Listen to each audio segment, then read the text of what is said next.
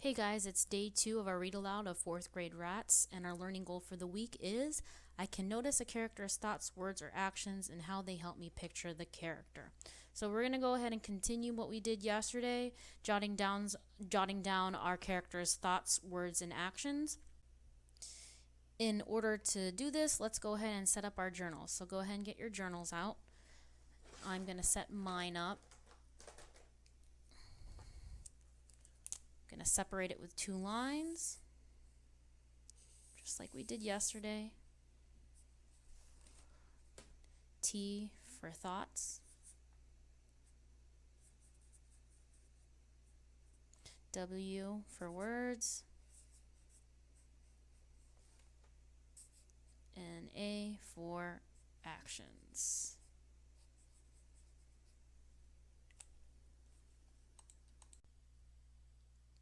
Now the title of chapter 2 is Real Meat. So what I want you to do is make a prediction with your learning coach why this is the title of our chapter. What do you think is going to happen in this chapter based on the title?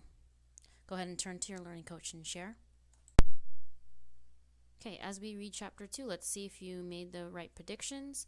And what I also want you to do is try and catch notes that you can take.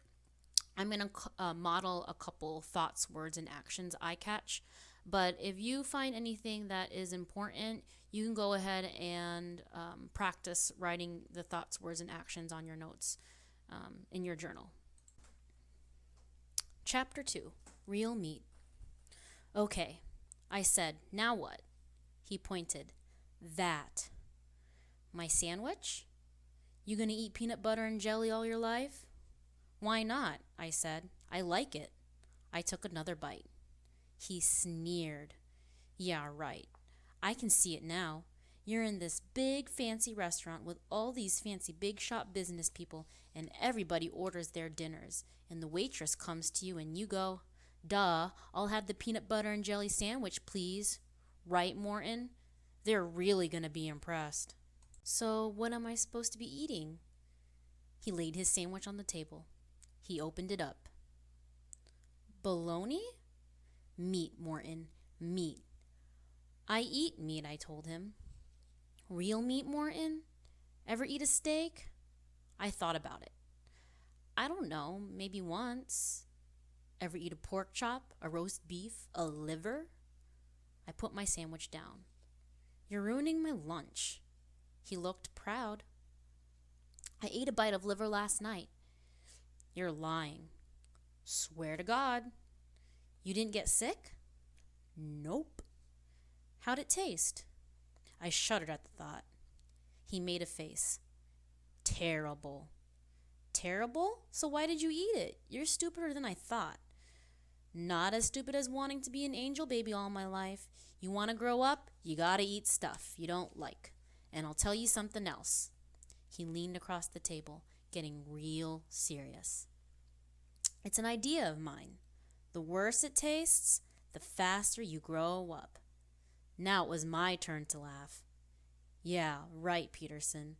All I gotta do is find a dead skunk and eat, and poof, I'll be 30 years old. Okay, so I caught my character, Suds. Oh, I forgot to write that. Suds. Morton. And he was laughing at the thought. This is page 14.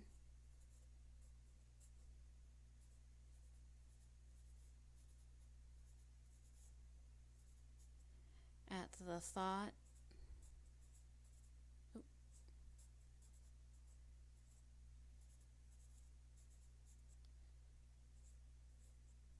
of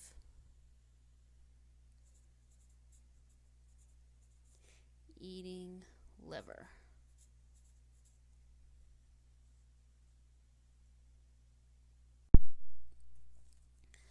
He slapped his sandwich back together and took a chomp of it.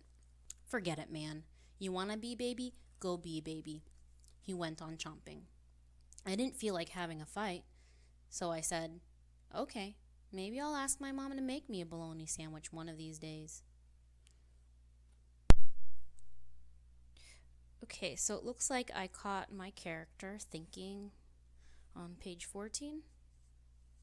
Don't know if you caught it, but he was thinking he shouldn't argue or fight.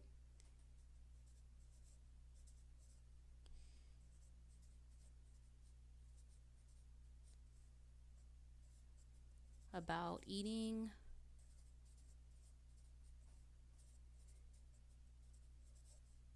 meat, and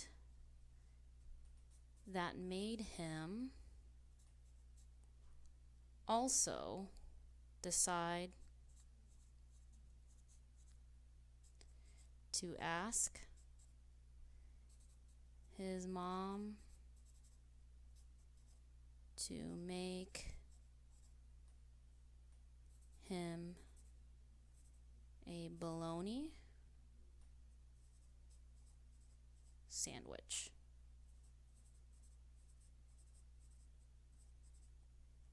Go ahead and pause it if you need time to copy that down, or you can shorten it. I don't care, he shrugged. Say, I said, where does bologna come from anyway? I was trying to picture herds of bolognas roaming around on ranches. Okay, let me repeat that again. I was trying to picture herds of bolognas roaming around on ranches. Herds, what does that word mean?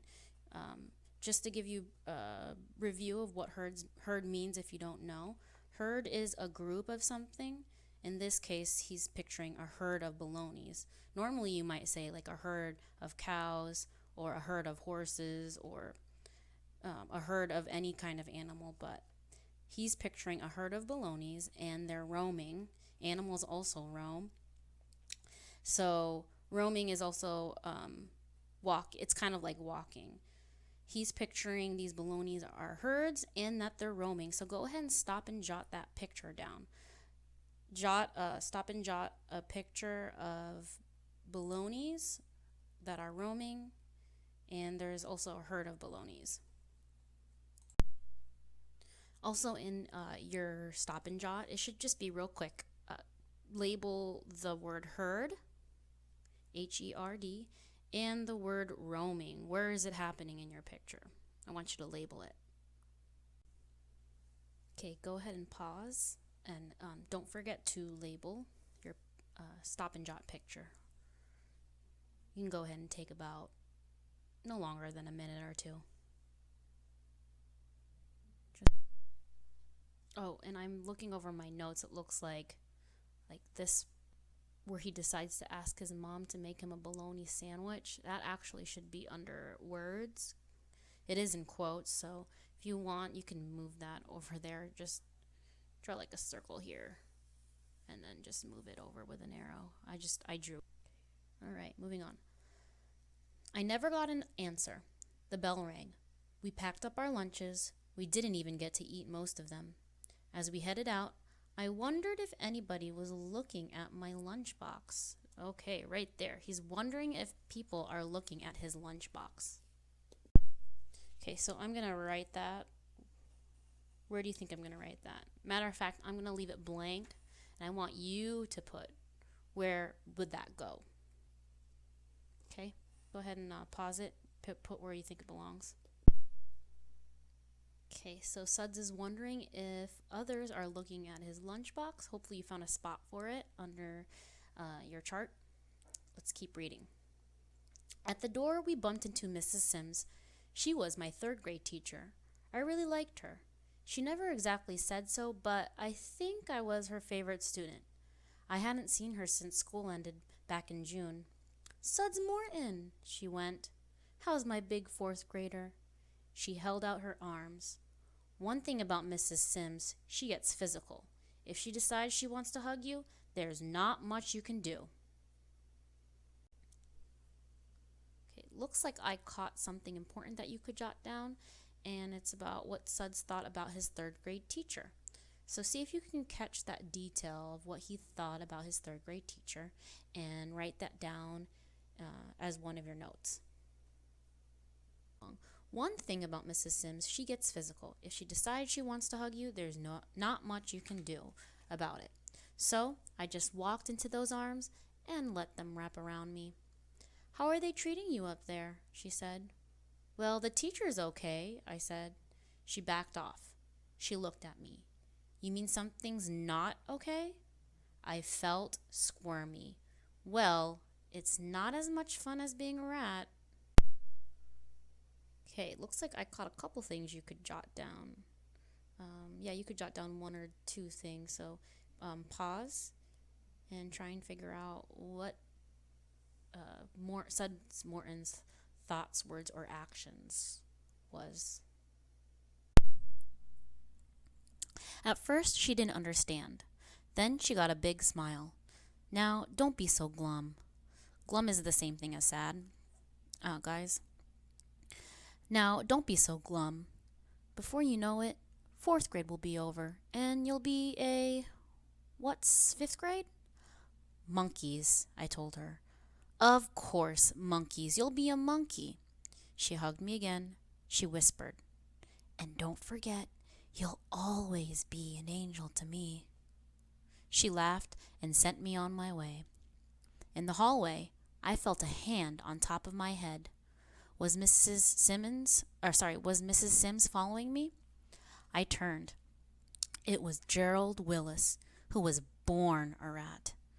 Okay, I'm about to read this paragraph. I want you to think about what it means to be a rat, okay?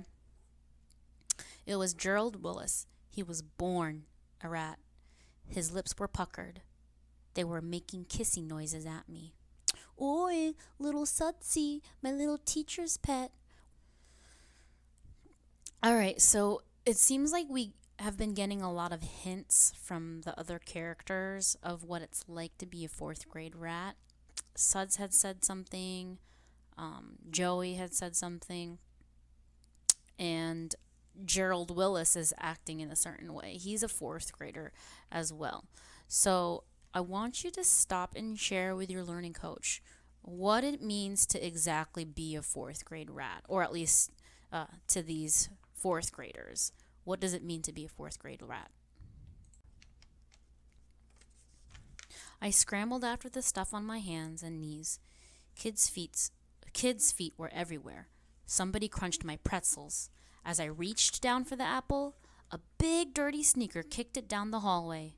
Above me, Gerald Willis was howling. I was the last one back to the room. I stashed my lunchbox and sat down. A note was waiting for me.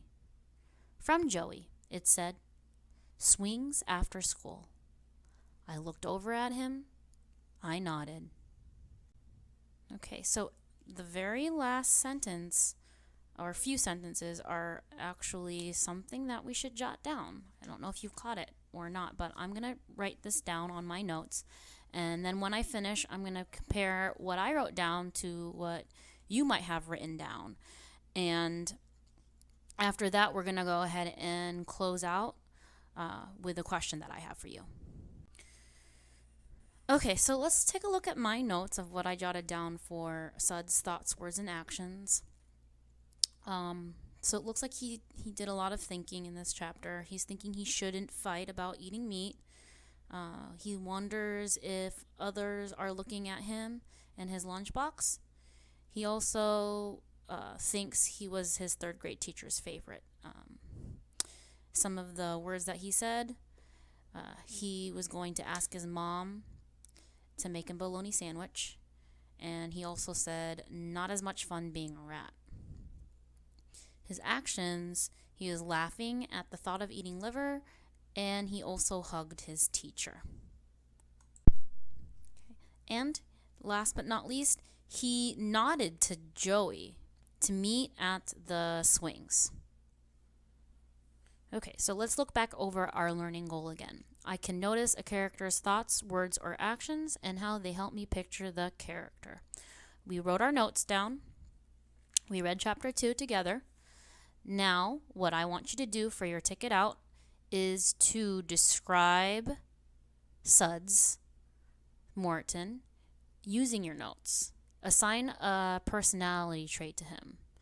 just like we did with yesterday's lesson, but now we've come to know a little bit more about suds. So based on the evidence that we found in the text in this chapter, come up with another character trait for suds. And I'll go ahead and post the personality trait for this lesson again. Come up with a personality trait and tell me why you think that he is this kind of person. So once again, you need to put, I think my character Suds is blank. I think this because blank. Okay? All right, that's it for our read aloud, chapter 2. We will carry on with chapter 3 with the next lesson.